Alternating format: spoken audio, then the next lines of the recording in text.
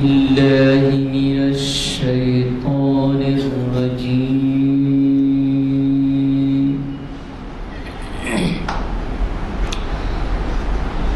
بسم الله الرحمن الرحيم.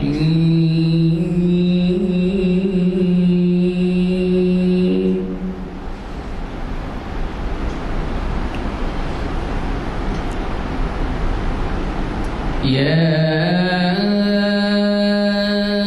أيها الإنسان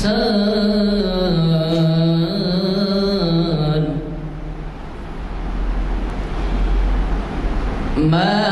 غرك بربك الكريم.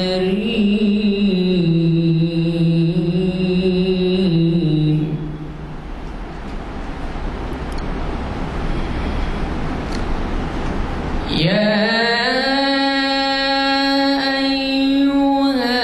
الإنسان ما غرك بربك الكريم.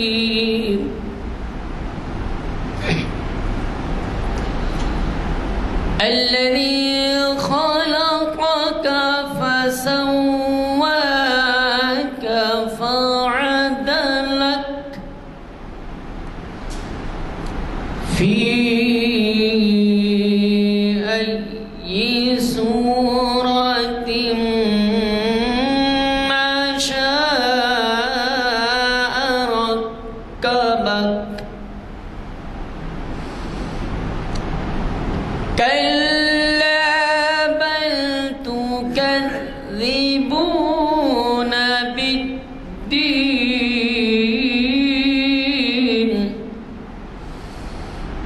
وإن عليكم لحافظين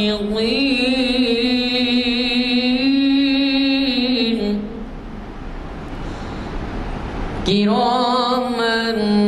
كاتبين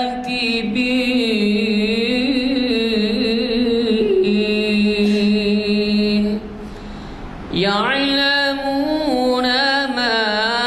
تفعلون. صدق الله العظيم.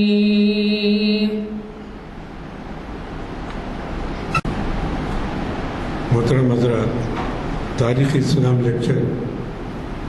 کی آج جو کڑی چل رہی ہے مسجد عالیہ میں، آج بھی اسی عنوان کے تحت آج جو عنوان دیا گیا ہے حالت حاضرہ اور ہماری ذمہ داریاں، جس کو مخاطب کرنے والے ہیں مولانا محمد عنایت اللہ شریف اسلامی صاحب. اس سے پہلے بھی ہم کو وہ مخاطب کر چکے ہیں اور وہ جو ہے حافظ ہیں، عالم بھی ہیں، فاضل بھی ہیں، اور ان کا خود ایک مدرسہ راجندر نگر میں خود چلا رہے ہیں جس میں بچیوں کو عالمہ کورس 4-5 فارغ ہو چکے ہیں اسی سال. تو اسی لیے آج کا جو عنوان دیا ہے بہت ہی اہم عنوان کی طرف ہم کو متوجہ کرنے والے ہیں. میں مسجد عالیہ کی کمیٹی کے جانب سے عنایت اللہ شریف اسلامی صاحب کو استقبال کرتا ہوں اور ان کو دعوت دیتا ہوں کہ اس عنوان کے اوپر ہمیں مخاطب فرمائیں. اور اللہ تعالیٰ سے میں یہ دعا بھی کرتا ہوں کہ اللہ تعالیٰ آپ اور ہم سب کو آنے والے پریشانیوں اور بلایات سے محفوظ رکھیں، ہم سب کی جان، مال، عزت اور نفس کی حفاظت کریں. اور میں ان کے لیے بھی دعا گو ہوں، آپ کے مقرر کے لیے بھی ان کی اللہ تعالیٰ ان کو صحت و تندرستی عطا فرمائے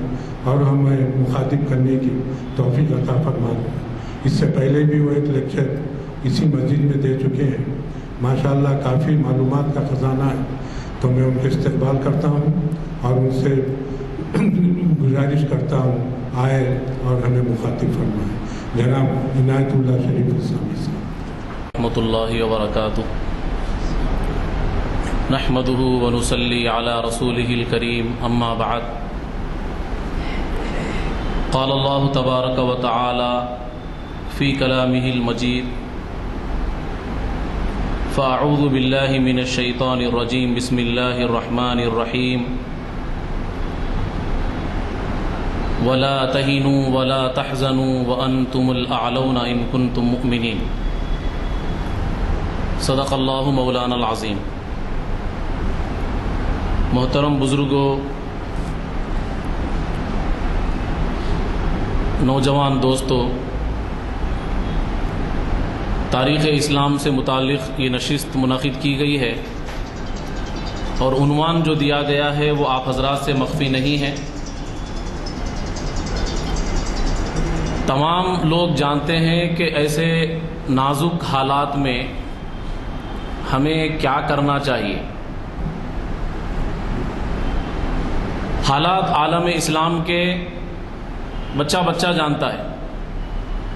ہر ایک کو معلوم ہے ملک میں کیا ہو رہا ہے، ہر ایک کو معلوم ہے عالم اسلام میں کیا ہو رہا ہے۔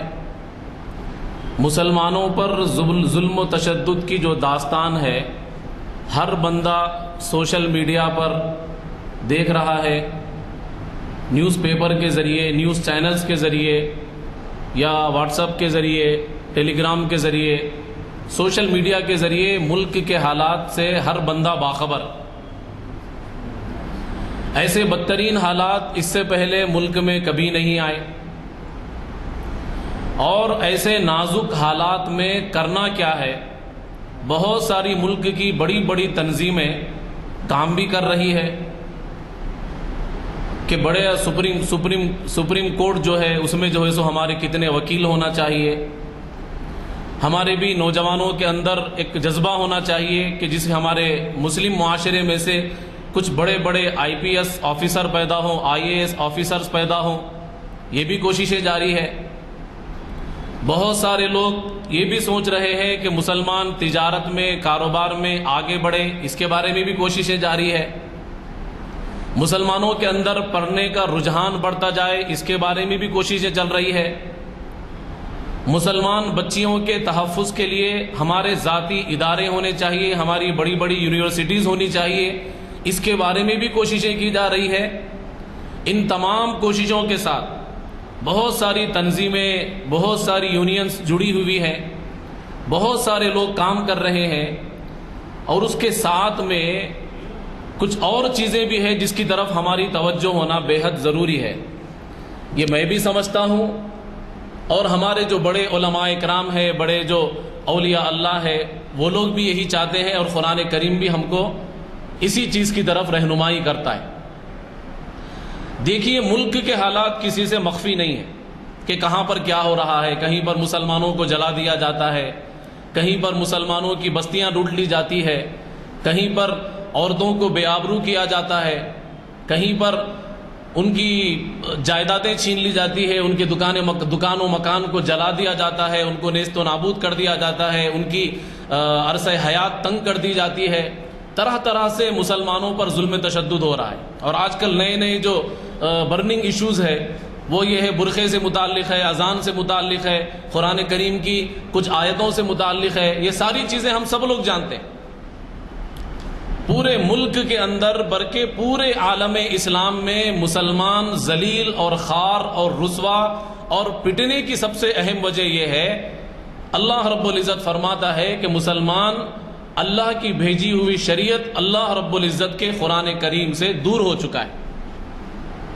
اب ایسے حالات میں کرنا کیا چاہیے؟ قرآن کریم کی کچھ آیتیں میں نے نوٹ کیا ہے، یہ طالب علم سمجھیے، یہ طالب علم قرآن کریم کی کچھ آیتیں حالات حاضرہ سے متعلق نوٹ کر کے آپ تمام حضرات کے سامنے اس کا ترجمہ میں آپ کے سامنے پیش کرنا چاہتا ہوں، جس سے مجھے بھی عبرت حاصل کرنا ہے، ہم سب کو بھی عبرت حاصل کرنا ہے جہاں جہاں تک میری بات پہنچ رہی ہے۔ سب سے پہلے ایسے حالات میں مسلمانوں کو کرنا کیا ہے؟ سب سے پہلے قرآن کریم ایک نصیحت کرتا ہے، جو خطبے میں نے آیت تلاوت کی ہے، لا تہینوا ولا تحزنوا۔ اللہ تعالیٰ فرماتا ہے تم لوگ گھبراؤ مت، تم لوگ غمگین مت ہو، لا تہینوا ولا تحزنوا۔ آگے فرمایا وانتم الاعلون ان کنتم مؤمنین، اگر تم پکے مومن بن کر رہو گے تو خدا کی قسم پوری دنیا میں تم ہی سربلند رہو۔ یہ کس کی بات ہے؟ یہ اللہ رب العزت کی بات ہے۔ اللہ تعالیٰ سورہ آل عمران آیت نمبر 139 139 آیت میں اللہ تعالیٰ فرماتے ہیں، 139 آیت میں اللہ تعالیٰ فرما رہے ہیں لا تہنوا ولا تحزنوا وانتم الاعلون ان کنتم مؤمنین، تمہیں غم کھانے کی ضرورت نہیں ہے، تمہیں پریشان ہونے کی ضرورت نہیں ہے، پوری دنیا میں تم رسوا ہو رہے ہو، ذلیل ہو رہے ہو، خوار ہو رہے ہو، اے بندو اس کی وجہ یہ ہے کہ تم نے اللہ کے در کو چھوڑ دیا ہے، اس کی وجہ سے اللہ رب العزت نے غیر اقوام کو تمہارے اوپر مسلط کر کے رکھ دیا ہے، تمہارے اوپر چڑھا کر کے چھوڑ دیا ہے، یہی وجہ ہے۔ اگر تم اللہ رب العزت کی اطاعت کی طرف آؤ گے، ان کنتم مؤمنین، اگر تم مومن بن جاؤ، مومن کس کو کہا جاتا ہے؟ جو قرآن کریم پر عمل کرنے والا ہو، جو اللہ اور اس کے رسول کی اطاعت کرنے والا بندہ ہے، اس کو کہا جاتا ہے مومن۔ اسلام قبول کر کے جو بندہ ایمان کو اپنے دل کے اندر جگہ دے گا، اللہ رب العزت کے خوف کو اپنے دل کے اندر پیدا کرے گا، آخرت کا خوف اس کے دل کے اندر ہوگا، اللہ رب العزت فرماتے ہیں لا تہنوا ولا تحزنوا وانتم الاعلون ان کنتم مؤمنین، اگر تم سچے اور پکے مومن بن جاؤ، مسلمان بن جاؤ، تم ایسے مومن بن جاؤ کہ دوسروں کی خدمت کرنے والے بن جاؤ۔ مومن کا مطلب یہ تم ایسے مومن بن جاؤ کہ تمہاری ذات سے کسی دوسرے کو تکلیف نہ پہنچے، تم ایسے مومن بن جاؤ جو مومن کبھی نشہ نہ کرتا ہو، تم ایسے مومن بن جاؤ جو مومن کبھی اپنے وقت کو ضائع نہ کرتا ہو، تم ایسے مومن بن جاؤ جو مومن رسول اللہ صلی اللہ علیہ وسلم سے سچی محبت کرتا ہے، تم ایسے مومن بن جاؤ جو مومن روزانہ قرآن کریم اللہ تعالیٰ کا پیغام سمجھ کر اللہ رب العزت کی بھیجی ہوئی رشد و ہدایت والی کتاب کو روزانہ پڑھ کر اپنی زندگی کا لائے امر تیار کرنے والا، اپنی زندگی کا آگے کا راستہ تلاش کرنے والا مومن، تم ایسے مومن بن جاؤ۔ اللہ رب العزت کا قرآن تم روزانہ پڑھنا شروع کر دو، ترجمے کے ساتھ جاننی، یہ جذبہ لے کر کہ میں جانوں اللہ کے پاک کلام کے اندر اللہ رب العزت نے مجھے کن چیزوں کی تلقین کی ہے، چاہے مرد ہو یا عورت، بوڑھے ہوں جوان ہوں، سب کے لیے یہی پیغام ہے ان کنتم مؤمنین، کہ بندہ سچا اور پکا مومن بن جائے، 5 وقت کا نمازی بن جائے، اس کی ذات سے کسی نہ پڑوس کو تکلیف ہو، اس کی ذات سے نہ کسی رشتہ دار کو تکلیف ہو، اس کی ذات میں اس کی زندگی میں کبھی نمازیں نہ چھوٹتی ہوں، اس کے زندگی کے اندر سنتوں اور نوافل کی پابندی ہو، اس کے زندگی کے اندر محمد الرسول اللہ صلی اللہ علیہ وسلم کی لائی ہوئی شریعت اس کی زندگی سے اس کے جسم سے جھلکتی ہو، تب جا کر کے اللہ رب العزت فرماتا ہے اگر تم سچے مومن بن جاؤ گے، خدا کی قسم پوری دنیا کے اندر تم ہی کامیاب ہوگے، تم ہی کامران ہوگے۔ یہ سب سے پہلا درس ہے اللہ رب العزت کا، اور صحابہ اکرام کو یہی درس دیا تھا اللہ رب العزت نے۔ تم غمگین کیوں ہوتے ہو؟ پوری دنیا کے لوگ 15,000 کا لشکر کبھی آ رہا ہے، کبھی 3,000 کا لشکر آ رہا ہے، کبھی 12,000 کا لشکر آ رہا ہے، صحابہ اکرام کو گھیر کر پوری دنیا سے صحابہ اکرام کو ختم کرنے کے لیے۔ ایسے وقت میں، جنگ کے وقت میں اللہ رب العزت نے فرمایا غمگین ہونے کی ضرورت نہیں ہے، جبکہ صحابہ اکرام نے بڑے بڑے لشکروں کو دیکھا، ابھی یہ لوگ تیار نہیں ہیں لڑنے کے لیے، غزوہ احزاب کا، غزوہ خندق کا موقع ہے، غزوہ احد کا موقع ہے۔ غزوہ خندق کے موقع پر اللہ رب العزت نے فرمایا زاغت الابصار وبلغت القلوب الحناجر۔ اللہ رب العزت فرماتے ہیں کہ صحابہ اکرام کی آنکھیں پھٹی کی پھٹی رہ گئی اتنے بڑے لشکر کو دیکھ کر، بلغت القلوب الحناجر، ان کے کلیجے منہ کو آنے لگے کہ ابھی کچھ تیاری نہیں ہوئی، اتنا بڑا لشکر ہمارے سامنے کھڑا ہوا ہے، کیا کریں گے؟ ایسے وقت میں اللہ رب العزت نے فرمایا تمہیں جو ہے سو غمگین ہونے کی ضرورت نہیں ہے، تم سربلند رہو گے اگر تم سچے اور پکے مومن بن کے رہ جاؤ۔ اور مومن کس کو کہا جاتا ہے؟ ہم سب لوگ تعلیم یافتہ ہے، سب لوگ جانتے ہیں مومن اللہ اور اس کے رسول کی لائی ہوئی شریعت کو، اللہ کی بھیجی ہوئی شریعت کو پورے طریقے پر اپنانے کا نام ہے مومن اور مسلمان۔ جب بندہ ایسا بن جائے گا، خدا کی قسم دنیا کی کوئی طاقت اس کا کچھ نہیں بگاڑ سکتی۔ نمبر 2، دوسری آیت ہے اللہ رب العزت فرماتا ہے سورہ انفال کی آیت ہے، آیت نمبر 65 ان یکم منکم 20 صابرون یغلبوا 100۔ یہ بھی میدان جنگ سے متعلق ہوتی ہے آیت۔ جب صحابہ اکرام میدان جنگ میں کھڑے ہوئے ہیں اور سامنے ایک بہت بڑا لشکر ہے، صحابہ اکرام پریشان ہیں، تو اللہ رب العزت نے فرمایا پریشان ہونے کی ضرورت نہیں ہے، یہ دنیا کی آفتیں تمہارے اوپر آنے والی ہے، یہ دنیا کے مظالم تمہارے اوپر آنے والی ہیں، یہ ظالم حکمران، یہ فرعون، یہ تمہارے اوپر تسلط کرنے والے ہیں، اپنا تسلط جتانے والے ہیں، تمہارے اوپر ظلم کرنے والے ہیں، تشدد کرنے والے ہیں، یہ سب کچھ ہونے والا ہے، لیکن تمہیں گھبرانے کی ضرورت نہیں۔ ان یکم منکم 20 صابرون یغلبوا 100۔ سورہ انفال میں اللہ رب العزت نے فرمایا اگر تم میں سے مسلمانوں کے اندر جس کے دل کے اندر ایمان، وہ بندہ جس کے دل کے اندر ایمان ہے، ایسے 20 بندے صابرون ثابت قدمی کے ساتھ کھڑے ہو جائیں، صابرون ثابت قدمی کے ساتھ میدان جنگ میں کھڑے ہو جائے، پھر اس کا مطلب یہ بھی لے لیجئے ثابت قدمی کے ساتھ دین پر مکمل عمل کرنے والے بن جائیں، تب اللہ رب العزت فرماتا ہے یغلبوا مئتین، جب تم ثابت قدمی کے ساتھ صبر کرتے ہوئے، اللہ کی ذات پر یقین رکھتے ہوئے، اللہ کی مدد پر یقین رکھتے ہوئے کہ مدد اللہ کی کبھی بھی آ سکتی ہے، یہ ساری چیزوں پر یقین رکھ کر اللہ کی لائی ہوئی شریعت کو اپنے سینے کے اندر سما کر اس کو جگہ دے کر اس پر عمل کرتے ہوئے صبر اور استقامت کے ساتھ جب تم ڈٹے رہو گے تو تمہارے 20 لوگ 200 لوگوں پر غالب آ جائیں۔ اللہ تعالیٰ فرماتا ہے، یہ میری بات نہیں، اللہ رب العزت نے سورہ انفال میں آیت نمبر 65 میں فرمایا اگر مسلمانوں کے اندر یہ صفات رکھنے والے 20 لوگ ہیں تو خدا کی قسم یہ 200 پر غالب ہے، اگر 1000 لوگ ہیں وہ 2000 پر غالب ہے۔ قرآن کریم کی اگلی آیت اس میں اللہ تعالیٰ فرماتے ہیں ضرورت کس چیز کی ہے؟ صابرون کی ضرورت، 20 صابرون، ایسے لوگ جو استقامت کے ساتھ دین پر عمل کرنے والے ہوں، ایسے لوگ جو استقامت کے ساتھ رسول اللہ صلی اللہ علیہ وسلم کی بات کو اپنے سینے سے لگائے ہوئے ہوں، ان کو مضبوطی سے پکڑے ہو، 20 صابرون، ایسے 20 لوگ چاہیے اللہ رب العزت۔ اب یہ 20 لوگ آپ اپنے معاشرے میں ڈھونڈیے، کیا ملیں گے ایسے 20 لوگ؟ اپنی سوسائٹیوں میں ڈھونڈیے، اپنے مسجدوں کی پہلی صفوں میں ڈھونڈیے، آپ شادی خانوں میں جا کر ڈھونڈیے، اپنے خاندانوں میں ڈھونڈیے، اپنے باپ کے اندر دیکھیے کہ کیا 20 صابرون کی صفت ان کے اندر موجود ہے، دین پر مکمل عمل کرنے والی صفت ان کے اندر کیا موجود ہے؟ اپنے ماں کے اندر دیکھیے، اپنے بڑے بھائیوں کے اندر دیکھیے، بڑی بڑی سوسائٹی کے جو صدور حضرات ہوتے ہیں ان کے اندر دیکھیے، یا مسجدوں کے متولی حضرات ہوتے ہیں، یا بڑی بڑی تنظیموں کے سنبھالنے والے حضرات ہوتے ہیں، بڑی بڑے ٹرسٹ کے سنبھالنے والے جو حضرات ہوتے ہیں ان کے اندر دیکھیے، یا علماء کے اندر دیکھیے، دین پڑھنے اور پڑھانے والوں کے اندر دیکھیے، بڑے بڑے دیندان حاجی نمازی جتنے بھی ہیں ان کے اندر دیکھیے، بڑی بڑے صدقہ خیرات کر کے مسجدیں بنانے والے لوگ ہیں ان کے اندر تلاش کریے، خدا کی قسم ایسے استقامت کے ساتھ صبر کرنے والے لوگ آپ کو کہیں نہیں ملیں گے، بہت ہی کم ملیں۔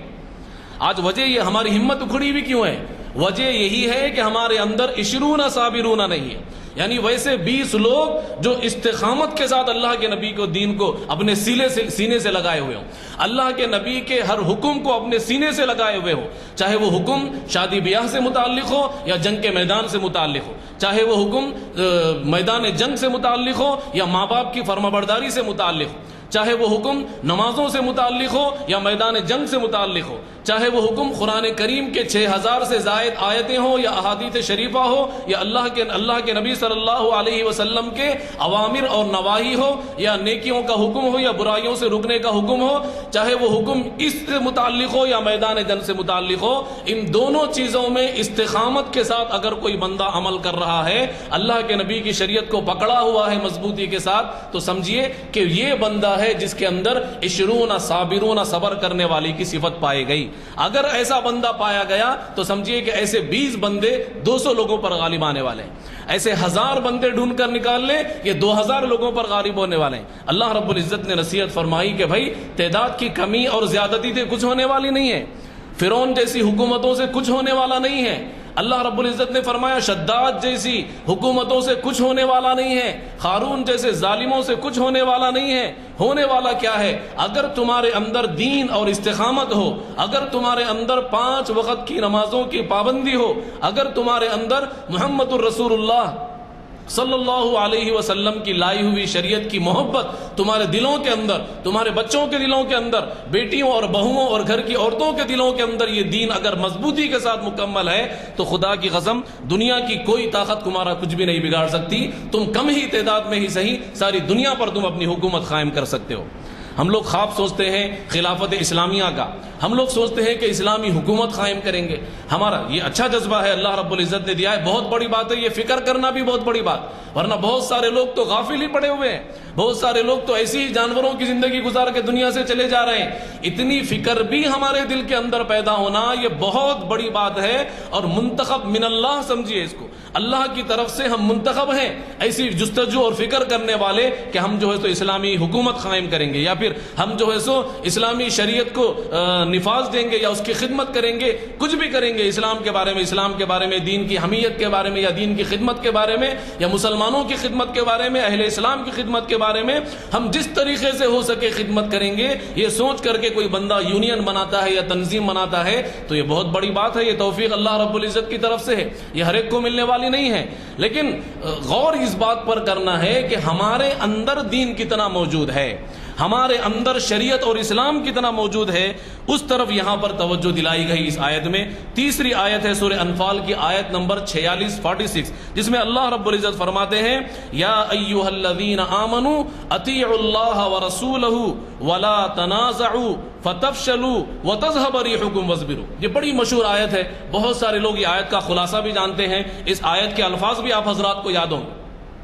اس میں اللہ رب العزت نے ایمان والوں کو ایک نصیحت کی ہے۔ وہ نصیحت کیا ہے؟ اطاعت رسول، اطاعت اللہ کی اطاعت اور رسول اللہ صلی اللہ علیہ وسلم کی اطاعت کا حکم دیا گیا ہے اس آیت کے اندر۔ اللہ تعالیٰ فرماتے ہیں اے ایمان والو، تم نے ایمان لایا ہے، بہت اچھی بات ہے، لیکن صرف ایمان لا لینا کافی نہیں ہے۔ ایمان لانے کے بعد اطیعوا اللہ، اللہ رب العزت کی مکمل اطاعت کرنا ہے، چاہے وہ گھر کے اندر ہو یا مسجد کے اندر ہو، وہ تاخراتوں میں ہو، رمضان میں ہو یا بقرعید میں ہو یا عقیقے میں ہو یا نکاح میں ہو یا ولیمے میں ہو، یا آپ سڑک پر ہو یا تجارت میں ہو، آپ جہاں کہیں ہو، اللہ اور اس کے رسول کی اطاعت آپ کو کرنا ہے۔ اطیعوا اللہ ورسولہ، اللہ اور اس کے رسول کی اطاعت کرو۔ پھر آگے فرمایا اللہ رب العزت نے ولا تنازعوا، آپس میں اختلاف پیدا نہ کرو۔ خدا کی قسم امت کے ذلیل ہونے کا سب سے بڑا سبب آپسی اختلافات۔ خدا کی قسم کا اگر میں کہتا ہوں، میں نے معمولی بات نہیں کہی، لا تنازعوا اللہ کا حکم ہے، تم آپس میں اختلاف نہ کرو۔ اگرچہ کہ یہ میدان جنگ سے متعلق یہ آیت ہے، لیکن میں یہ سمجھتا ہوں کہ یہ آیت قیامت تک آنے والی انسانیت کے لیے ہر فیلڈ میں رہنمائی کرنے والی ہے، ہر میدان میں رہبری کرنے والی ہے، اسی لیے میں نے یہ آیت یہاں پر تلاوت کی ہے۔ اللہ رب العزت فرماتا ہے لا تنازعوا، آپس میں جھگڑا نہ کرو، آپس میں جھگڑا۔ آپ دیکھیے کتنے جھگڑے ہیں، سیاسی لوگ ہیں وہ آپس میں لڑتے ہیں، ہم مسلمان سمجھتے ہیں وہ آپس میں لڑ رہے ہیں، تنظیموں میں آپس میں جھگڑا، ہمارے مسلکوں میں آپس میں جھگڑا، مسجدوں میں آپس میں جھگڑا، خاندانوں میں آپس میں جھگڑا، فیملی کے اندر ایک چھت کے نیچے رہنے والے بھائی بہنوں میں آپسوں میں جھگڑا۔ پوری سوسائٹیاں ہماری خراب ہو چکی ہیں، ہمارے جو ہے سو بستیاں خراب ہو چکی ہے، ہم نے ساری نسلوں کو بگاڑ دیا ہے، سارے خاندان کے جو اصول ہونا چاہیے ساری چیزوں کو ہم نے بگاڑ کر کے خراب کر کے رکھ دیا ہے۔ کیوں؟ اس لیے کہ ہم اللہ رب العزت کے بتائے ہوئے اصول کے مطابق نہیں چلتے۔ اللہ نے فرمایا لا تنازعوا، آپس میں جھگڑا مت کرو۔ اور آج دیکھا جائے تو سب سے زیادہ جھگڑا جو ہوتا ہے وہ آپس کا جھگڑا ہے۔ کون سا جھگڑا؟ یا تو فیملی میٹر ہے، یا کاروبار کا مسئلہ ہے، یا تجارت یا کسی معاملہ کا مسئلہ ہے، یا پھر مسلکی جھگڑا ہے۔ مسجدوں کے اندر مسلکی جھگڑے، یہ سارے جھگڑے مراد ہیں۔ مسجدوں کے اندر مسلکی جھگڑے، ایک مسجد میں امام صاحب کھڑے ہو کر ممبر پر کھڑے ہو کر خطبہ دے رہے ہیں جمعے کی نماز کا، اور سامنے جو ہے سو دو گروپ آپس میں ایک دوسرے کو مار پیٹ کر رہے ہیں۔ جماعتوں کے اندر جھگڑے ہو گئے، تنظیموں کے اندر جھگڑے ہیں، ایک مسلک کا آدمی دوسرے مسلک کے آدمی کو سلام کرنے کے لیے تیار نہیں ہے، ایک جماعت کا آدمی دوسرے جماعت کے آدمی کے سامنے سے گزرتا ہے، اس کی بھی بڑی داڑھی ہے، اس کا بھی چہرہ ہے، دونوں بھی متشرع ہیں، دونوں بھی نمازی ہیں، دونوں بھی اللہ کا ذکر کرنے والے ہیں، لیکن سامنے سے گزرتے ہیں تو ایک دوسرے کو سلام نہیں کرتے۔ ایسی کیا دشمنی؟ اور ایک بات یہ آپ کو بتا دوں، جو معاشرے میں آپ نے خود دیکھا ہے اپنی آنکھوں سے کہ آج کا مسلمان کافر سے زیادہ تعصب اپنے مسلمان بھائی سے کرتا ہے۔ ایک بھائی سگا بھائی دوسرے بھائی سے، یا پھر ایک مسلک کا آدمی دوسرے مسلک کے آدمی سے، مسلکوں کا جھگڑا تو اتنا ہو گیا، اتنا ہو گیا، اتنا ہو گیا، خدا کی قسم ان مسلکوں میں جھگڑنے والے لوگوں نے اسلام کو جتنا نقصان پہنچایا، غیر مسلموں نے اتنا نقصان نہیں پہنچایا۔ غیر مسلم غلطی کرتے ہیں، پکڑے جاتے ہیں، غیر مسلم قرآن کریم کے غلط ترجمے کرتے ہیں، امت علماء اکرام اس کو پکڑ لیتے ہیں۔ غیر مسلم اگر قرآن شریف کی کچھ آیتوں کو نکالنے کے بارے میں حکم صادر کرتے ہیں، علماء اس کے خلاف لڑنے والے موجود ہیں۔ غیر مسلم پردے کی پابندی کی بات کرتے ہیں، غیر اقوام علماء اکرام سپریم کورٹ میں جائیں گے، کورٹ سے فیصلہ لیں گے، ساری چیزیں سب کو معلوم ہے، قانون کے ذریعے جو ہے سو مدد حاصل کر کے اپنی جو ہے سو اپنا جو مسئلہ ہے اس کو حل کرنے کی صلاحیت ہم لوگ رکھتے ہیں۔ لیکن جو نقصان سب سے زیادہ ہونے والا ہے، قادیانی ایک طبقہ ہے ہے بہت بڑا کافر طبقہ ہے، یہ اسلام سے خارج جو طبقے ہیں ان کی ساری چال بازیاں، ان کی مکاریاں، ان کے لکھے ہوئے قرآن، ان کے لکھے ہوئے ترجمے، ان کے لکھے ہوئے احادیث کی غلط تشریحات، قرآن کریم کے ترجمے، سب لوگوں کو علماء اکرام نے ان ساری چیزوں کو نکال کر چھان بین کر کر کے اسٹامپ ثبت کر دیا ہے کہ یہ غلط ترجمے ہیں، یہ غلط تشریحات ہے، یہ غلط مسلک ہے، اس کے اوپر مت جائیے، یہ فرقہ ہے مسلک بھی نہیں، اس کے اوپر مت جائیے، یہ ساری چیزیں متعین ہیں، موجود ہیں، دین کی حفاظت کرنے والوں کو اللہ نے اٹھا کر کے کھڑا کرا ہے، لیکن ان کے خلاف کون لڑے گا؟ جو مسلک کے اندر آ کر کے لڑتے ہیں، ان کے خلاف کون اٹھے گا؟ ان کو کون ملائے گا آپس میں؟ اتنی دشمنی کہ اپنی مسجدیں ذاتی بنا لی ہے لوگوں نے، مسجدوں کے اوپر نام لکھوا دیا ہے کہ یہ ہماری مسجد ہے، یہ فلاں جو ہے سو جماعت کی مسجد ہے، یہ فلاں اہل حدیث کی مسجد ہے، یہ فلاں جو ہے سو اہل سنت کی مسجد ہے، سنی مسجد ہے، دوسرا بندہ نہیں آئے گا یہاں پر، یہ مسجد اہل حدیث ہے، دوسرا بندہ یہاں پر نہیں آئے گا۔ نماز بھی پڑھتے ہیں تو نماز میں بھی اختلاف کو ظاہر کرتے ہیں، ظاہر کیسا ظاہر؟ جبکہ یہ مسلکوں کو جن علماء اکرام نے، بڑے بڑے فقہاء اکرام جو آج سے 800-900 سال پہلے، 1200 سال پہلے جو علماء اکرام دنیا کے اندر زندہ تھے، اللہ کے بڑے اللہ رب العزت نے بڑا علم ان کو دیا تھا، وہ علماء جنہوں نے یہ مسلک بنائے ہیں، اپنی حساب سے اپنے قوانین اور اصول کے مطابق احادیث کو جمع کر کے، احادیث کا ذخیرہ قرآن کریم کی آیت سے اجتہاد کر کے، انہوں نے مسائل کا استنباط کر کے، مسائل کو نکال کر کے ایک شریعت کو جو ہے 4 حصوں میں بہترین انداز میں تقسیم کر کے رکھا ہے۔ ان لوگوں میں بالکل اختلاف نہیں تھا، وہ لوگ ایک ہی دستر پہ بیٹھ کر بھی کھاتے تھے، وہ لوگ ایک ہی جگہ 2 کرسیوں پر بیٹھ کر دونوں بات چیت کرتے تھے، ایک دوسرے سے گلے لگتے تھے۔ لیکن آج کا زمانہ ایسا ہے، ایک ہی مسجد میں 4 بندے دوسرے مسلک کے آ جائے تو وہ اتنا زور سے مسجد میں چلاتے ہیں کہ ہم حق پر ہیں، تم لوگ کافر ہو چکے ہو، ہم حق پر ہیں، تم لوگ باطل ہو چکے ہو، ہم لوگ حق پر ہیں، تم لوگ جو ہے سو گمراہ ہو چکے ہو، ہماری نماز صحیح ہے، ہم ہاتھ اٹھاتے ہیں تو ہمارا نماز صحیح ہے، ہم ایک نہیں 4 مرتبہ رفع دین کرتے ہیں، ہماری نماز صحیح ہے، تمہاری نماز باطل ہو گئی ہے، ہم فاتحہ درود پڑھتے ہیں تو ہم سچے پکے عاشق رسول ہیں، تم لوگ گستاخ رسول ہو، بدتمیز ہو، تم جو ہے سو رسول اللہ سے دشمنی رکھنے والے ہو، تم لوگ اسلام سے گمراہ ہو چکے ہو، کافر ہو، تم مسجد میں قدم رکھو گے تو مسجد کو ہم دھو دیں گے۔ مسجد دھوئی بھی جا رہی ہیں مسجدوں میں یہ جھگڑے ہو رہے ہیں، ان جھگڑوں کو کون سدھارے گا؟ باہر سے آنے والے اختلافات کے لیے ہم بڑی بڑی تنظیمیں بنا رہے ہیں، بڑا لاکھوں کروڑوں کا روپیہ خرچہ کیا جا رہا ہے مسلمانوں کی طرف سے، بڑی ہی فراخ دلی کے ساتھ لوگ تعاون کر کے، جو بندے جو ہے سو قید و بند کے اندر صعوبتیں جھیل رہے ہیں، مسلمان بندے جو قیدی بنے ہوئے ہیں، بغیر کسی الزام کے، بغیر کسی جو ہے سو غلطی کے، ان کو چھڑانے کے لیے تنظیمیں تیار ہیں، ان کو چھڑا بھی رہی ہیں، ان کے کیس بھی لڑ رہے ہیں، ان کی مدد بھی کر رہے ہیں، یہ کام بھی ہو رہا ہے، لیکن معاشرے کے اندر سے جو کھوکھلا پن آ رہا ہے یہ کب دور ہوگا؟ یہ کب دور ہوگا؟ وَلَا تَنَازَعُوا، اس آیت کے اندر اسی طرف اشارہ ہے، اگرچہ کہ یہ آیت میدان جنگ میں اللہ رب العزت نے نازل کی تھی کہ بھائی صحابہ اکرام دیکھنے لگے کہ سامنے اتنا بڑا کفار کا لشکر ہے، کوئی صحابی کہتے ہیں کہ اتنے ہزار ہوں گے، انہوں کہہ رہے ہیں اتنے ہزار ہوں گے، ایک صحابی کہتے ہیں کہ اتنے ہزار نہیں، تم لوگ آپس میں جھگڑا کیوں کر رہے؟ اللہ نے فرمایا لا تنازعوا، کتنے بھی ہزار ہوں گے، اگر اللہ چاہتے تو یہ آیت نازل کرتے کہ اتنے ہزار ہیں، جب اللہ کی آیت اتر جاتی تو سارے صحابہ کا آپس کا جو جھگڑا ہوتا وہ ختم ہو جاتا، لیکن اللہ نے اتنے ہزار ہیں فرشتے یا اتنے ہزار ہیں سامنے کے کفار یہ نہیں فرمایا، اللہ نے فرمایا لا تنازعوا، لڑو مت تم آپس میں، اگر تم لڑو گے تو کیا ہوگا؟ فتفشلوا، تم لوگ کمزور پڑ جاؤ گے، اتنے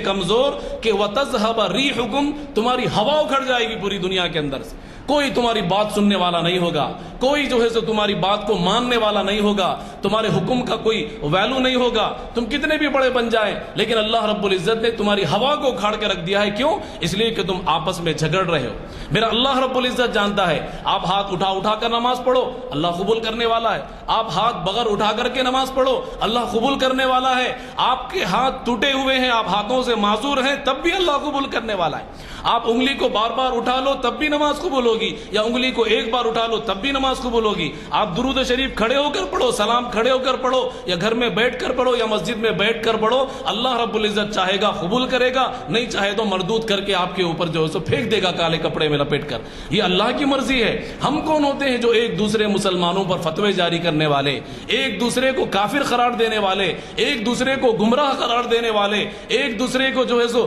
جہنمی کہنے والے، کوئی ایک بندہ مسجد میں قدم رکھ دیا دوسرے مسلک کا تو پوری مسجد کو دھو دی جاتی ہے۔ معاشرہ ایسا بن رہا ہے، اتنا زہر ہمارے لوگوں کے اندر پیدا ہے، خدا کی قسم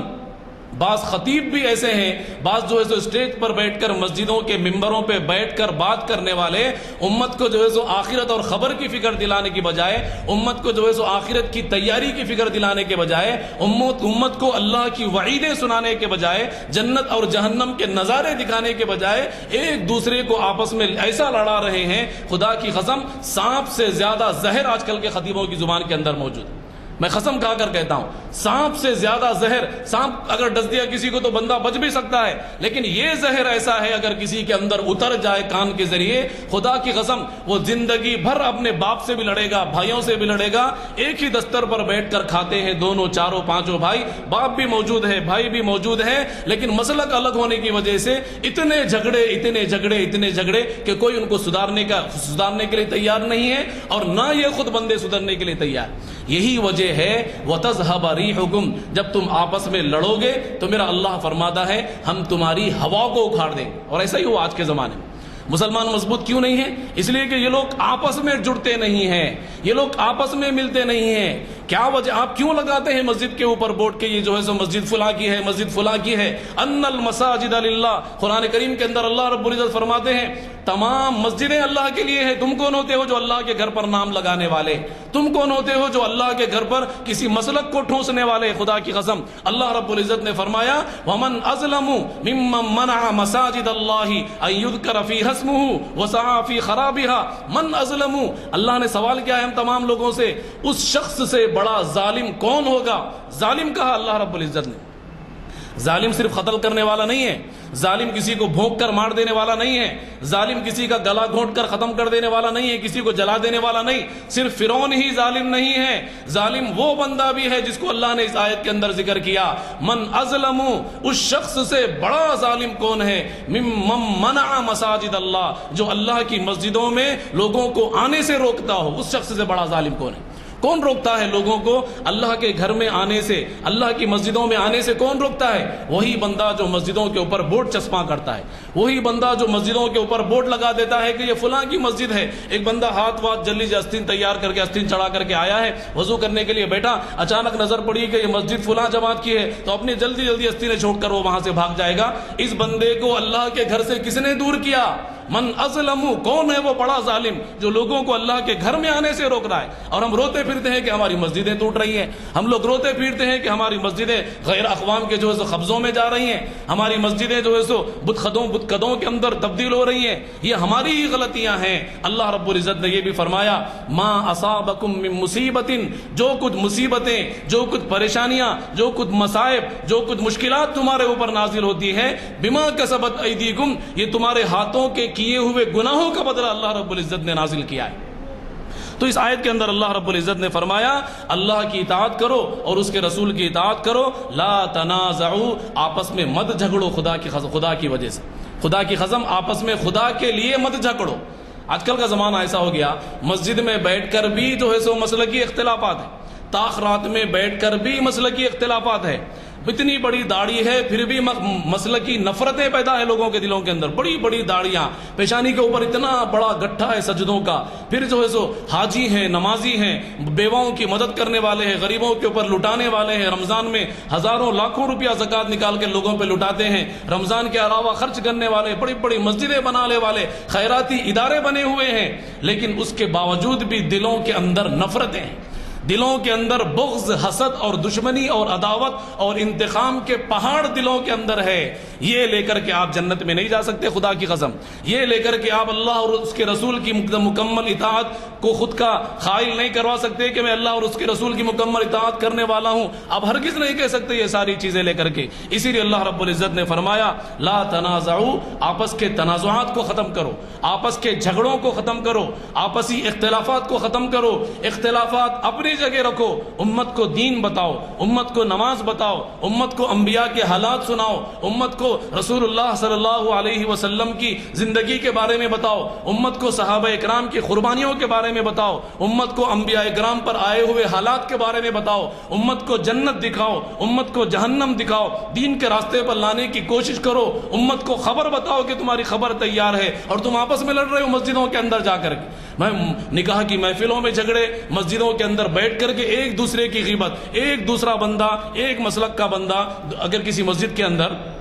تمام مسلکوں کو آنے کی اجازت ہے تو وہ مسجدیں بھی اس برائی سے خالی نہیں ہے۔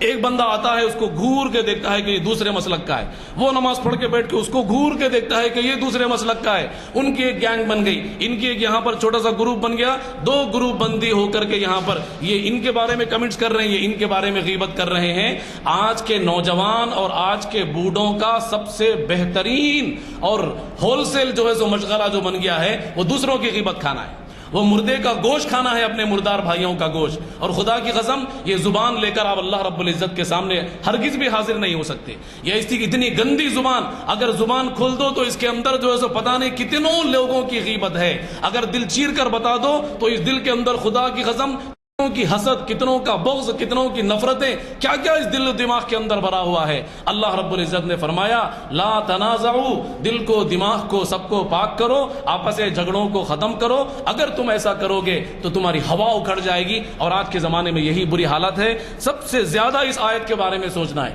کہ آپسی اختلافات کو ختم کرنا ہے۔ بھائی آپ جس مسلک پہ عمل کریں خوشی سے عمل کریں، آپ ایک بار درود سلام پڑھتے ہیں، ایک بار نہیں، آپ 10,000 مرتبہ پڑھیے، آپ کھڑے ہو کر پڑھنا چاہتے ہیں پڑھیے، بیٹھ کر پڑھنا چاہتے ہیں پڑھیے، کسی دوسرے پر کفر کا فتویٰ مت ٹھوکیے۔ آپ جو جس طریقے سے نماز پڑھنا چاہتے ہیں پڑھیے، مگر نماز پڑھیے، مسلمان بھائیوں کو جوڑیے، ایک دوسرے سے ملیے۔ ایسا نہیں کہ عید کے موقع پر ایک دوسرے سے مل تو لیے،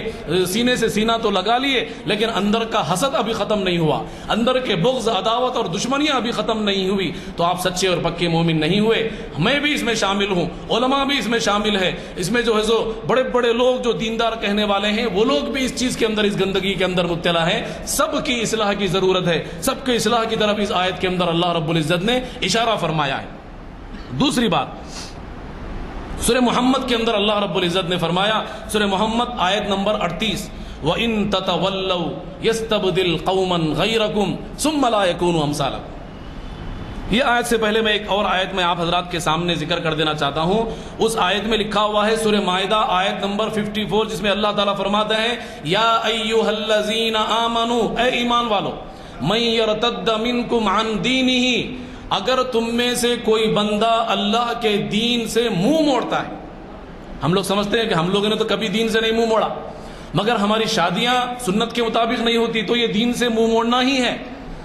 ہم سمجھتے ہیں کہ ہم تو جو ہے سو پاک نمازی ہے، تہجد بھی پڑھتے ہیں، پورے روزے ہم لوگ رکھتے ہیں، پوری تراویح ہم نے پڑھی ہے، رمضان میں 6 قرآن ہم نے ختم کیے ہیں، کئی مرتبہ ترجمے کے ساتھ قرآن ختم کر چکے ہیں، 2 4 حج ہو چکے ہیں، 25 سے زائد عمرے ہو چکے ہیں، صدقہ خیرات کی تو لائن لگی ہوئی رہتی ہے، پورے خاندان کے غریبوں میں ہم نے راشن بانٹ دیا ہے، بچوں میں ہم نے جو ہے سو تعلیمی کٹس تقسیم کر دیے ہیں، بہت سارے خیراتی کام ہم نے کر دیے ہیں۔ ہم لوگ یہ سمجھتے ہیں کہ ہم دین سے پھرنے والے نہیں ہیں، لیکن دین سے پھرنے والا بندہ کون ہے؟ وہ بندہ ہے جو اس کے اب سگے بھائی سے نہیں بنتی، وہ بندہ ہے جس کی تجارت میں وہ جھوٹ بولنے والا ہے، وہ بندہ ہے جو اپنے جو ہے سو مال کو دھوکے کے ذریعے بیچنے والا، وہ بندہ ہے جو اپنے اولاد کو دین نہیں سکھانے والا، وہ بندہ ہے جو اپنے ماں باپ کی نافرمانی کرنے والا، وہ بندہ دین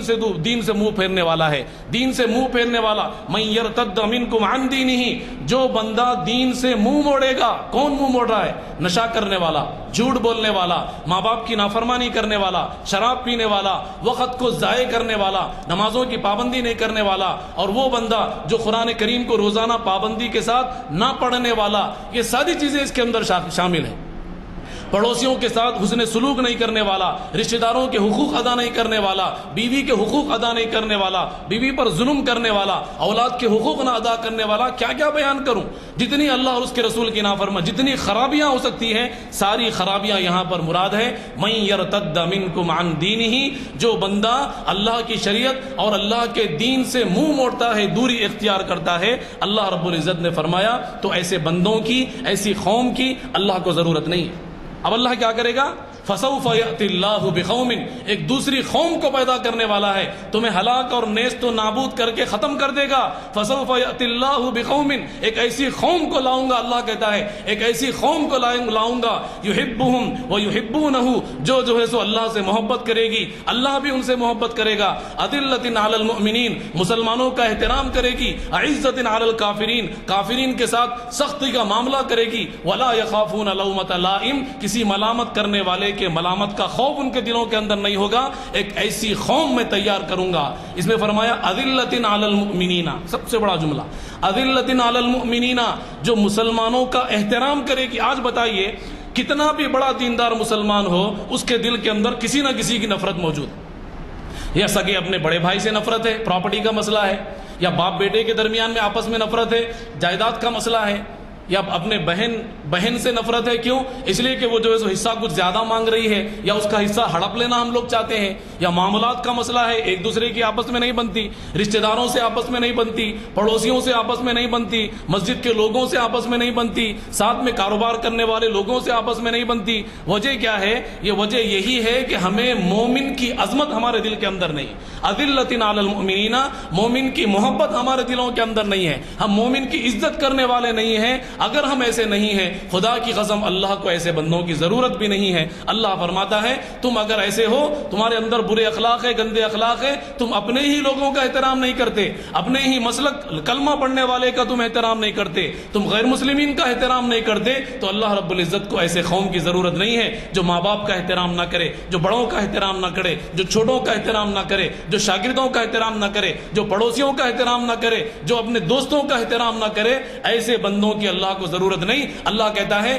ایسی قوم کو میں ہلاک کر دوں گا، نیست و نابود کر دوں گا۔ فسوف یأتی اللہ بقوم، پھر ایک ایسی قوم کو پیدا کروں گا اذلۃ علی المؤمنین، جو ہر مسلمان کے ساتھ محبت کا سلوک کرے گی، جو ہر مسلمان کے ساتھ احترام کا معاملہ کرے گی، جو کاروبار میں سچ بولے گی، جو دھوکہ دینے والی نہیں ہوگی، جو کسی کے ساتھ عداوت اور بغض رکھنے والی نہیں ہوگی، جو کسی کی غیبت کرنے والی نہیں ہوگی، جو گالی گلوچ اور نشے کی عادی نہیں ہوگی، جو اپنے اوقات کا احترام کرنے والی ہوگی۔ ایسی قوم کو میں پیدا کروں گا، لاؤں گا، اور تم کو ہمیشہ کے لیے ختم کر دوں گا۔ یہ اللہ رب العزت کا اعلان۔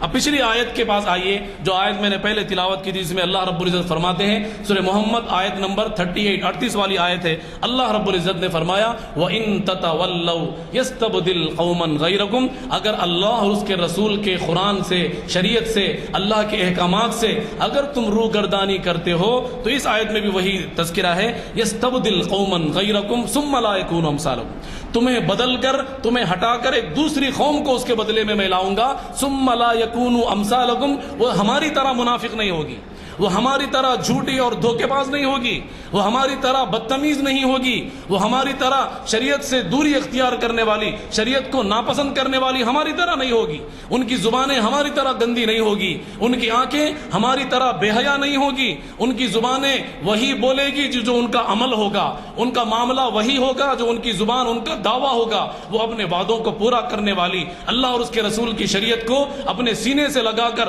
100% اس کے اوپر عمل کرنے والی ہوگی۔ لا یکونوا امثالکم، وہ قوم میرے اور آپ کی طرح نہیں ہوگی، وہ قوم ہماری طرح نہیں ہوگی، وہ 100% شریعت پر عمل کرنے والی ہوگی۔ ایسی قوم کو میں لاؤں گا، یہ اللہ رب العزت کا اعلان ہے۔ آخر میں ایک آیت تلاوت کر کے میں اپنی بات کو ختم کرتا ہوں۔ اللہ رب العزت نے فرمایا یہ جو مصیبتیں تمہارے اوپر نازل ہے، یہ جو پریشانیاں آئی ہوئی ہے، یہ جو مسلمانوں کو ذلیل کیا جاتا ہے، بستیوں میں ان کو جلا دیا جاتا ہے، ان کی سارے بڑی بڑی بستیوں کو گھیر کر ختم کر دیا جاتا ہے، گوشت کا معمولی جھوٹا بہانہ الزام لگا کر کے لاٹھی سے پیٹ کر کے ایک بندے کو ہلاک کر دیا جاتا ہے، ایک معصوم نوجوان کو پلر سے باندھ کر 17 جگہ چھرے سے بھونک کر اس کو موت کے گھاٹ اتار دیا جاتا ہے، وجہ کچھ بھی نہیں ہے۔ ایک معصوم مسلمان کو، آپ جانتے ہیں برما میں کیا فساد ہوا، گجرات میں کیا ہوا، اور مظفر جتنے ہمارے ہندوستان کے ممالک میں، ہندوستان کے اضلاع میں جو فسادات ہوئے، اس سے ہم لوگ بے خبر نہیں ہیں، ہم سب لوگ جانتے ہیں۔ اللہ رب العزت نے فرمایا یہ کیوں ہو رہا ہے؟ ام حسبتم ان تدخلوا، یہ اس لیے ہو رہا ہے کہ ہمارے پاس ایک بہت بڑی دولت ہے جس کی قیمت کا اندازہ ہم کو خود نہیں ہے۔ ایک بہت بڑی دولت ہمارے سینوں کے اندر ہے جس کی قیمت کا اندازہ نہ مجھے ہے، نہ آپ کو ہے، نہ ہم کو ہے، نہ کسی کو نہیں ہے، کسی کو اس کی قیمت کا اندازہ نہیں ہے۔ وہ دولت کیا ہے؟ وہ اللہ پر ایمان، لا الہ الا اللہ کی دولت۔ اسی وجہ سے مسلمانوں کو مارا جاتا ہے، اسی وجہ سے کوئی باطل قوم کا بندہ یا کوئی دہشت پسند یا کوئی جو ہے تعصب پرست بندہ جب کسی مسلمان کو صرف اس کا نام مسلمان ہے یہ سوچ کر اس پر ظلم کرتا ہے تو اس سے یہ نہیں پوچھتا کہ آپ کون سے مسلک سے تعلق رکھتے ہیں. چلیے آپ جماعت کے مسلک کے ہیں تو میں آپ کو چھوڑ دیتا ہوں, ایسا تو نہیں ہے. چلیے اب جو ہے جو بستی جلانے کے لیے جو کفار آئے ہوئے ہیں, باطل طاقتیں آئی ہوئی ہیں جو حکومت کی بھی نہیں سنتی, جو پولیس کی بھی نہیں سنتی, ایسی غیر باطل طاقتیں آئی ہوئی ہیں, وہ کسی بستی کو جلانا چاہتی ہے تو وہ گھر پہ کھٹکا مار کے یہ نہیں پوچھے گی کہ آپ دن میں کتنے مرتبہ فاتحہ پڑھتے ہیں, گھر میں کھٹکا مار کے یہ نہیں پوچھے گی کہ آپ کے گھر سے جو ہے سو تبلیغی جماعت میں کتنے لوگ گئے ہوئے ہیں, وہ کھٹکا مار کے یہ نہیں پوچھے گی کہ آپ رفع دین کرتے ہیں یا نہیں, وہ کھٹکا مار کے یہ نہیں پوچھے گی کہ آپ کون سے جماعت سے تعلق رکھتے ہیں. بس آپ کے سینے میں لا الہ الا اللہ کی دولت ہے, خدا کی قسم آپ کو جلا دیا جائے گا, خدا کی قسم سارے ظلم اور تشدد کا تختہ نشان آپ کو بنایا جائے گا, پورا ظلم آپ کے اوپر ڈھایا جائے گا. کیوں؟ اس لیے کہ اتنی بڑی دولت آپ کے سینوں کے اندر ہے جس کی اہمیت ہم کو نہیں ہے. ایک حدیث جو مجھے یاد آئی ہے اس کا خلاصہ میں کر کے بات آگے بڑھاتا ہوں.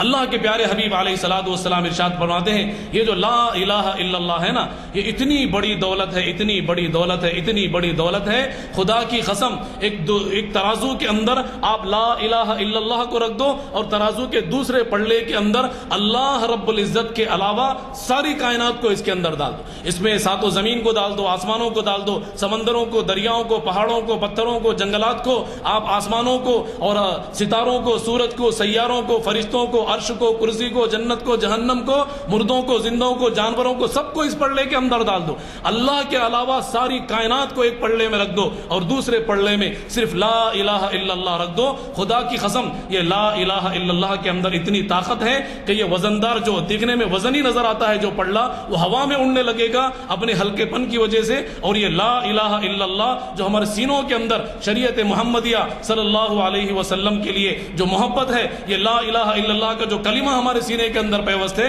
اس کے اندر اتنی طاقت ہوگی کہ یہ وزن کی وجہ سے جھک جائے گا, ساری کائنات ہوا میں اڑنے لگی. یہ اتنا قیمتی کلمہ مجھے اور آپ کو دیا ہے اللہ تعالیٰ نے. بہت سارے صحابہ کرام کے بہت سارے والدین ایسے تھے جن کو یہ قیمت نہیں ملی تھی. بہت سارے صحابہ کرام ایسے تھے جب پیدا ہوئے تو ان کے کان میں اذان دینے والا کوئی بھی نہیں تھا ان کے گھر میں مسلمان. بہت سارے صحابہ کرام ایسے تھے جو اسلامی گھرانوں میں پیدا نہیں ہوئے تھے لیکن انہوں نے لا الہ الا اللہ کی قیمت کو جان لیا تھا, اس کو اپنے سینوں میں جگایا تھا. اللہ رب العزت نے پوری دنیا کو ان کے قدموں کے نیچے بچھا دیا تھا. بس یہ آگے ایک بات میں ذکر کر کے ختم کرتا ہوں اپنی بات کو. سورہ بقرہ آیت نمبر 214 میں اللہ رب العزت فرماتے ہیں یہ جو مصیبتیں تمہارے اوپر نازل ہوتی ہیں, یہ جو تمہیں کاٹ دیا جاتا ہے, جلا دیا جاتا ہے, لوٹ لیا جاتا ہے, نیست و نابود کرنے کی کوششیں کی جاتی ہے, رسوا کیا جاتا ہے, ہر جگہ پریشان جو تمہیں کیا جاتا ہے, اس کی وجہ کیا ہے؟ اللہ رب العزت نے فرمایا ام حسبتم, کیا تم لوگ یہ سمجھتے ہو, ان تدخلوا الجنت, کہ تم لوگ جنت میں ایسے ہی چلے جاؤ گے؟ ہرگز نہیں. ولما یاتکم مثل الذین خلوا من قبلکم, جب تک کہ تمہارے اوپر پچھلی قوموں پر جو حالات آئے تھے, پچھلی قوم کے بنی اسرائیل کے انبیاء اکرام پر جو حالات آئے تھے کہ ان کو سیدھا کھڑے کر کے آرے کے ذریعے چیڑ دیا گیا تھا, ان کو زمین پر لٹا کر ان کی کھالیں ادھیڑ دی گئی تھی, ان کو زمین پر لٹا کر جنگل کے زہریلے بچھو ان کے جسموں کے اوپر چھوڑ دیے گئے تھے. اس سے بھی بدترین حالات ان کے اوپر آئے, فاقے کے فاقے پڑ گئے, بھوک کی وجہ سے زمین پر لوٹ لوٹ کر ان کا چہرہ پہچانا نہیں جاتا تھا. ایسی حالتیں ان کے اوپر آئی, ان کے بچے ہلاک ہوئے, ان کے جوان ہلاک ہوئے, ان کی عورتیں جو ہے سو نیلام ہوئی, ان کی جو ہے سو ایسی آزمائشوں کے اندر اللہ رب العزت نے مبتلا کیا. پھر فرمایا وَلَمَّا يَأْتِكُمْ مَثَلُ الَّذِينَ خَلَوْا مِنْ قَبْلِكُمْ, پچھلے لوگوں پر جو مصیبتیں, جو مصائب, جو پریشانیاں ان کے اوپر, جو ظلم ان کے اوپر آیا تھا, وہ ظلم تمہارے اوپر بھی آنے والا ہے. یہ آئے بغیر تم جنت میں نہیں جا سکتے. وَلَمَّا يَأْتِكُمْ مَثَلُ الَّذِينَ خَلَوْا مِنْ قَبْلِكُمْ, کیا تم لوگ یہ سمجھتے ہو کہ پچھلے زمانے کے لوگوں پر جو مصائب اور جو مصیبتیں اور جو تکلیفیں آئی تھی وہ تکلیفیں تمہارے اوپر آنے والی نہیں ہیں؟ آئے گی. ایک وقت کے رسول پر اللہ رب العزت نے قوم پر ایسی مصیبتیں بھیجی کہ اس قوم کے لوگوں نے کہا مستہم البأساء والضراء, ان پر مصیبتیں آئی, پریشانیاں آئیں, تکلیفیں آئی, یہاں تک کہ وزلزلوا, اللہ خود اپنی زبان سے کہتا ہے وزلزلوا,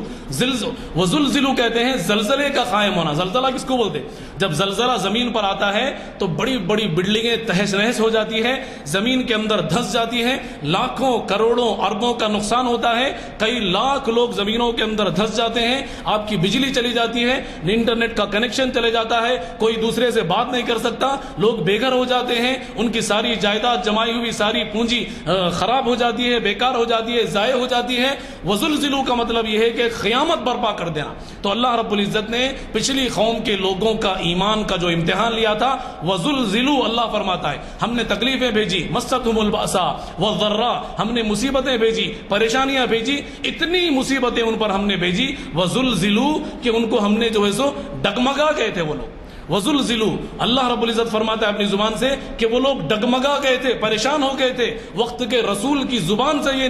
یہ جملے نکلنے لگے، متى نصر اللہ، آخر اللہ کی مدد کب آئے گی؟ سب لوگوں نے ایک ساتھ سوال کیا۔ پھر آگے اللہ نے فرمایا سن لو، الا ان نصر اللہ قریب۔ جب مصیبتیں انتہا تک پہنچ جاتی ہے،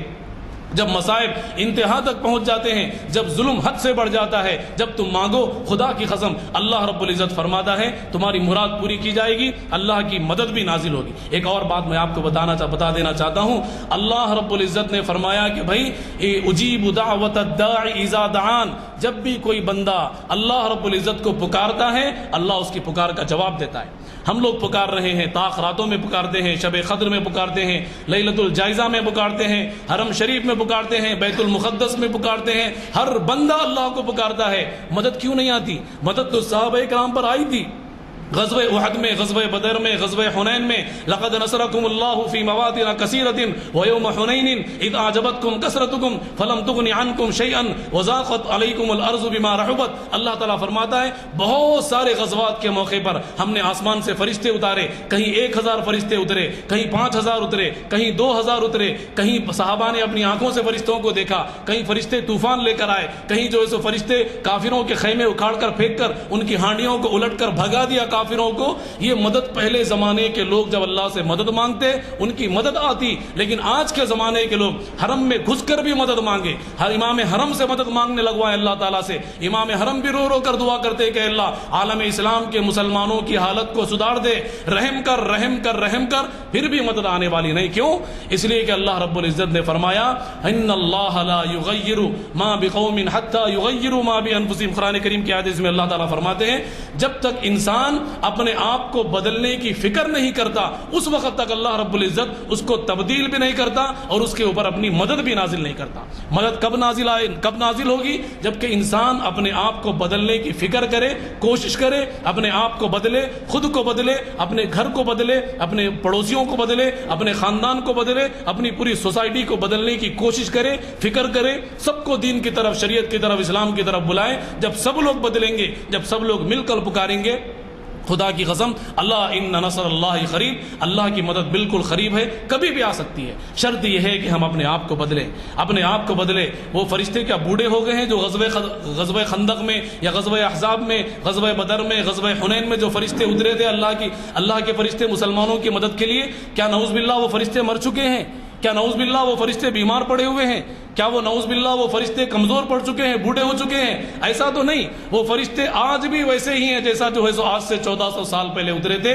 کمی جو ہے سو ہمارے اندر موجود ہے، ایمان کی کمی ہے، یقین کی کمی ہے، تو زمین کے اوپر، اپنے سوسائٹیوں کے اندر، اپنے معاشرے کے اندر یہ تبدیلیاں جب ہم اپنے اندر لائیں گے، خدا کی قسم اللہ کی مدد بھی آئے گی، حالات بھی بدلیں گے۔ یہ کچھ آیتیں تھی جو قرآن کریم کے اندر سے میں نے نوٹ کیا تھا، آپ حضرات کو حوالے کے ساتھ سنا دینا چاہتا تھا اور میں نے پوری آیتیں سنا دیا ہے۔ اللہ تعالیٰ سے دعا کرتا ہوں اللہ تعالیٰ سارے عالم اسلام کے مسلمانوں پر رحم کرے، ان کی مدد کرے، ہر مسلمان کو اپنے اندر زندگیوں میں تبدیلی پیدا کرنے کی کوشش کرنے کی توفیق دے اللہ تعالیٰ۔ ہم تمام کی زندگیوں کے اندر بہار لائے اللہ تعالیٰ۔ ہم تمام لوگ اپنے گناہوں سے توبہ کر کے اللہ تعالیٰ کی طرف رجوع ہوتے ہیں اور اللہ یہ مانگتے ہیں کہ اللہ مسلمانوں کی حالت پر رحم فرما، مسلمانوں کی عورتوں پر، بیٹیوں پر، جوانوں پر، امت کے بگڑے ہوئے لوگوں پر اور امت کے صحیح لوگوں پر، سارے لوگوں پر اللہ رحم فرما۔ ہم آپ کی مدد کے محتاج ہیں، طلبگار ہیں۔ اللہ تعالیٰ سے دعا ہے کہ جو کچھ کہا گیا مجھے بھی عمل کی توفیق دے، ہم سب کو عمل کی توفیق دے، آمین یا رب العالمین۔ وآخر دعوانا الحمد للہ رب العالمین۔